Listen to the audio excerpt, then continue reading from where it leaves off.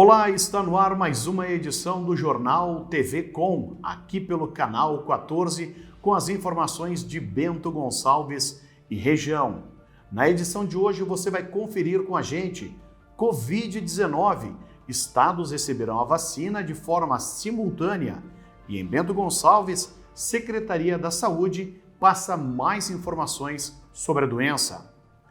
Vice-presidente Hamilton Mourão testa positivo para a Covid-19. Polícia Rodoviária Federal anuncia edital para recrutar 1.500 novos agentes. Bombeiros localizam o corpo de homem que desapareceu no Rio das Antas. Pão dos Pobres da Paróquia Santo Antônio distribui 64 toneladas de alimentos em Bento. Setor moveleiro lamenta a morte de Guilherme Fontanari. Os principais destaques da edição de hoje, que começa agora.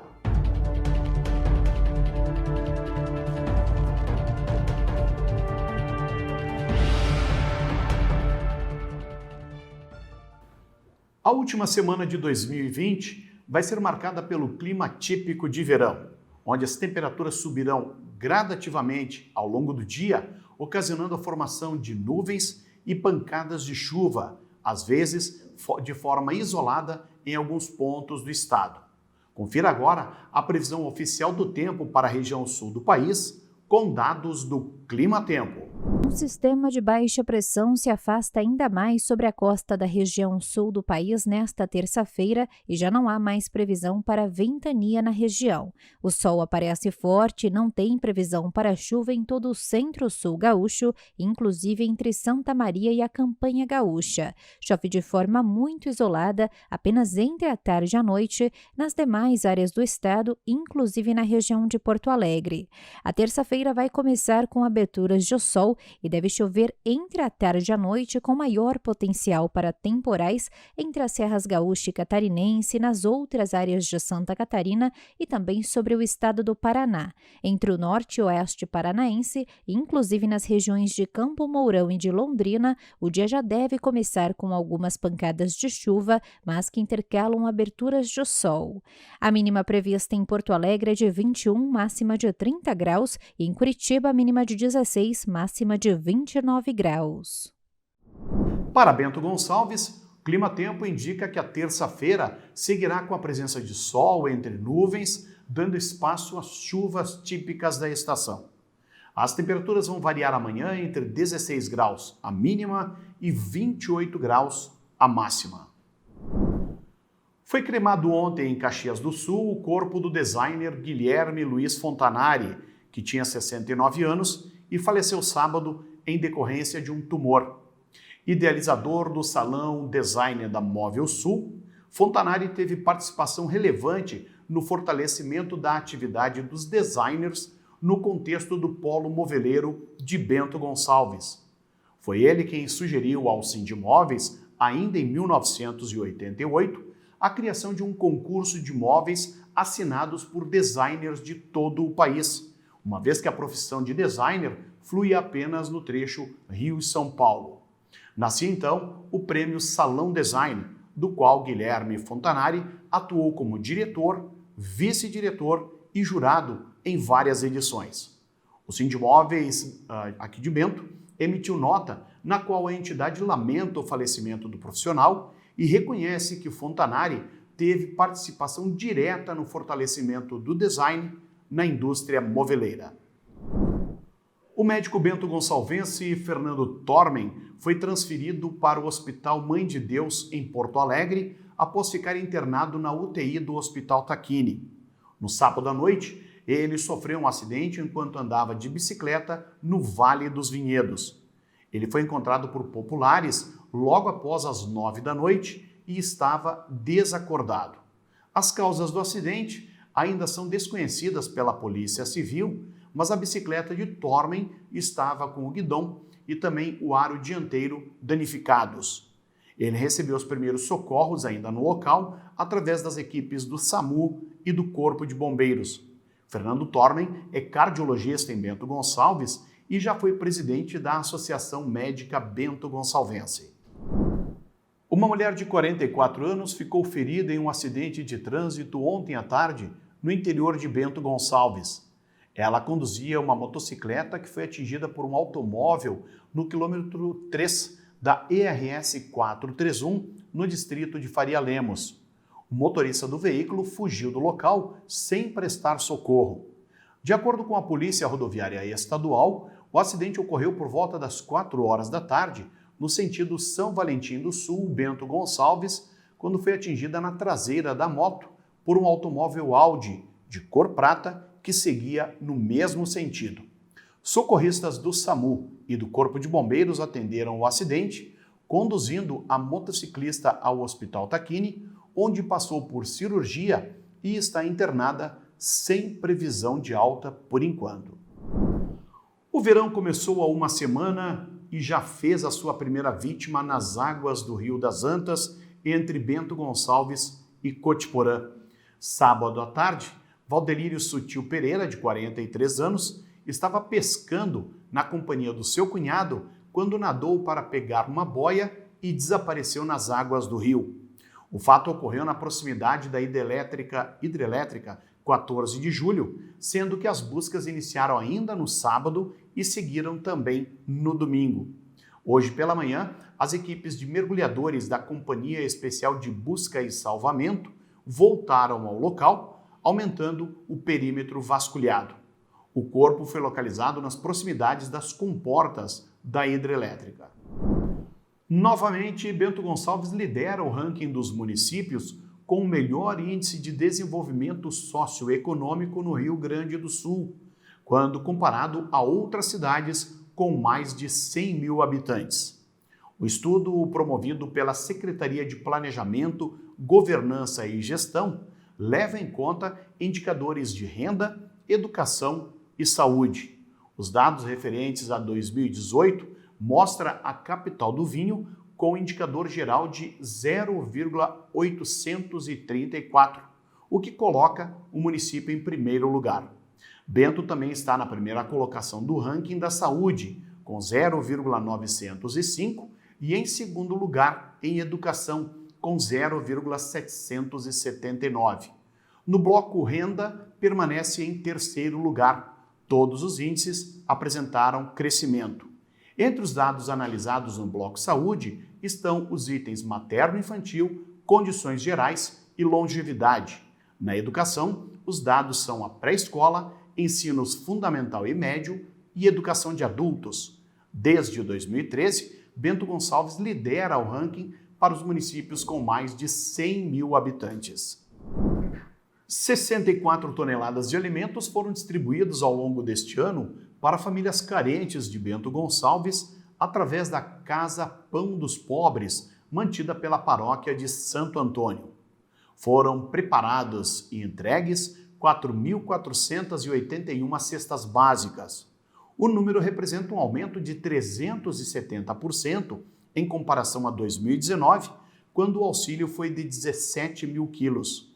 O padre Ricardo Fontana, pároco da Igreja de Santo Antônio, nos traz agora um relato sobre esse serviço de caridade. Neste ano também, nós queremos deixar aqui uma palavra de gratidão, porque a comunidade bento-gonçalvense, e não só, a nossa região, teve os olhos para a Casa Pão dos Pobres aqui da Paróquia Santo Antônio e também se fez pão, porque partilhamos 64 toneladas de alimento aos nossos pobres.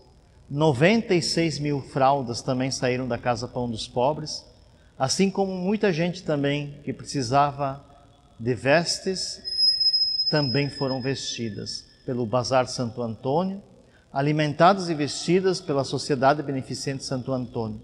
E muitas vezes a saúde também foi cuidada pela farmacinha do Padre Júlio.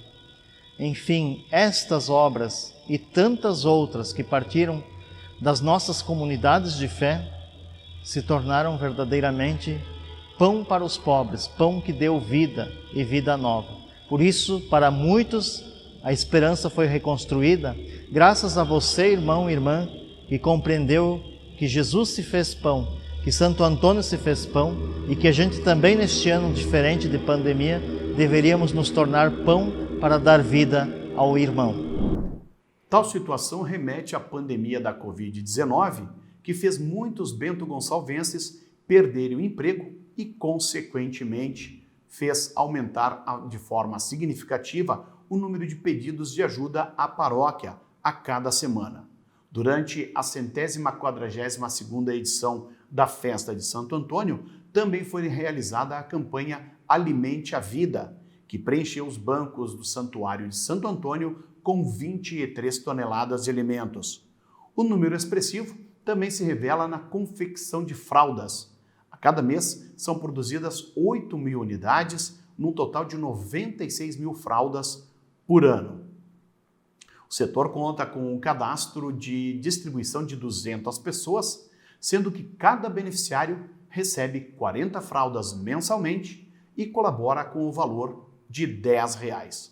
A Casa Pão dos Pobres tem um recesso agora no final do ano, voltando às atividades somente no dia 5 de fevereiro. A estudante Lorenza Pabst Bolton foi premiada 3 vezes na 35ª edição da Mostra Tech, Mostra Internacional de Ciência e Tecnologia. Concluindo o 3º ano do curso técnico de Viticultura e Enologia no IFERS, no campus aqui de Bento Gonçalves, a jovem teve reconhecido o seu projeto de pesquisa na área de filosofia. Sob orientação do professor Franco Soares, o trabalho trata sobre questões éticas, mais especificamente sobre as consequências morais de se conceber a motivação moral a partir de uma disputa entre elementos racionais e emocionais da psicologia humana. Lorenza concorreu com mais de 750 projetos realizados por estudantes dos ensinos fundamental e médio de toda a América Latina. E já começaram as apostas para a Mega da Virada, que, segundo estimativas da Caixa, deve ter uma premiação de R$300 milhões este ano. As apostas poderão ser feitas até às 5 horas da tarde pelo horário de Brasília, no dia 31 de dezembro, nas lotéricas de todo o país. Existem ainda as opções de aposta pelo portal ou pelo aplicativo Loterias Caixa e pelo Internet Banking da Caixa. O valor de uma aposta simples da Mega, com 6 números, é de R$ 4,50.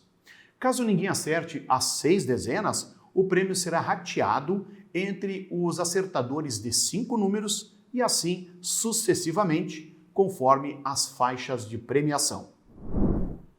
A Polícia Rodoviária Federal anunciou a realização de concurso público para recrutar 1.500 novos agentes já em 2021. Segundo o diretor-geral da Polícia Rodoviária Federal, Eduardo Agil, o concurso terá 500 vagas excedentes, além das 1.500 imediatas autorizadas, totalizando 2.000 novos policiais rodoviários. Assim como no último concurso de 2018, a nova seleção contará com provas objetivas e dissertativas, análise de títulos, teste de aptidão física, avaliação psicológica, avaliação de saúde, investigação social e a formação do concursado. O edital deve ser publicado já nos primeiros dias de janeiro. A Secretaria Municipal de Esportes e Desenvolvimento Social aqui de Bento Gonçalves se mobiliza para a 2ª edição da campanha Apoie um Futuro Melhor, Doe Material Escolar. A campanha ocorre até o dia 31 de dezembro, quando a comunidade pode efetuar a doação dos mais diferentes materiais escolares. Os donativos serão entregues a famílias de baixa renda, cadastradas no Cadastro Único para Programas Sociais da Assistência Social, priorizando as que estiverem em acompanhamento e em situação de maior vulnerabilidade social. Cabe lembrar que, devido à pandemia da Covid-19, os postos de arrecadação estão limitados aos setores de atendimento do Cadastro Único. Caso haja necessidade, a coleta dos materiais pode ser agendada pelo telefone 3055-8537. Os beneficiários do Bolsa Família que tiveram o auxílio emergencial cancelado, bloqueado ou negado podem já requerer o benefício. Até o dia 29, portanto, amanhã, a revisão do benefício deve ser pedida no site da Dataprev, a estatal que processa os requerimentos do auxílio emergencial. O processo será inteiramente virtual, dispensando a necessidade de ir a alguma agência da Caixa Econômica Federal. Segundo o Ministério da Cidadania, a pasta promove mensalmente um pente fino entre os beneficiários do auxílio emergencial para verificar se eles atendem a todos os requisitos definidos pela lei que criou o benefício. Quem não se enquadra em um dos critérios é excluído da lista de forma automática, mesmo tendo recebido alguma parcela. A verificação é necessária para impedir que pessoas que não precisam mais do benefício recebam a ajuda do governo federal. Em Bento Gonçalves, a Secretaria Municipal da Saúde tem dado atenção redobrada aos exames para a detecção da Covid-19. Veja mais informações que foram repassadas pelo secretário da Saúde, Gilberto Júnior, e pela coordenadora do Laboratório de Análises Clínicas, Gisele Flores, os quais atuam na UPA 24 horas. A gente teve um número, sim, muito significativo de aumento dos nossos pacientes no Fast Track. A gente teve muitos pacientes aí que acabaram tendo sintomas e tendo esse aumento significativo, a gente também teve um aumento nos testes, né?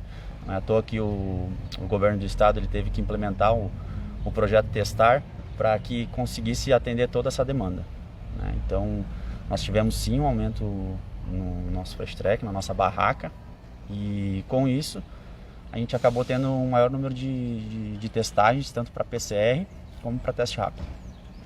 Muito bem, conversar aqui também com a Gisele. Gisele, como que está funcionando o trâmite para a pessoa fazer exame? Eu gosto sempre de citar um exemplo. Por exemplo, eu chego aqui espirrando com coriza, isso já pode me remeter a fazer o exame ou não? Gostaria que tu falasse um pouquinho quais são os critérios, como é que funciona. Bom dia. Bom dia, Marcelo, tudo bom? Bom, então falando um pouquinho sobre o fluxo para a coleta dos exames, né?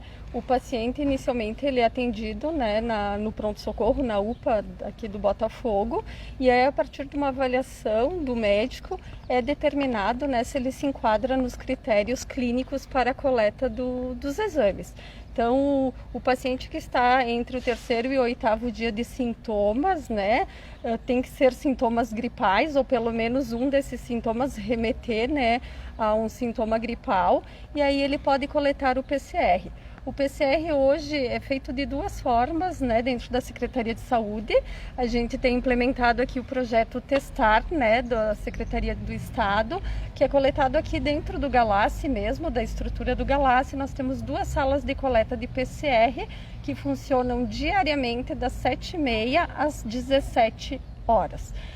E para os pacientes mais graves, os pacientes dentro da UPA e os próprios profissionais de saúde, a gente coleta e remete a um hospital de referência aqui do município para tentar agilizar esse resultado, né? E para os pacientes que passaram do 10º dia de sintomas, a Secretaria também, em todas as suas unidades básicas, ela faz o teste rápido para a Covid, né? Então, hoje a população ela tem tanto o PCR à sua disposição, quanto o teste rápido. Só lembrando, né, Marcelo, que ele tem que se enquadrar nos critérios clínicos, né, de sintomas gripais.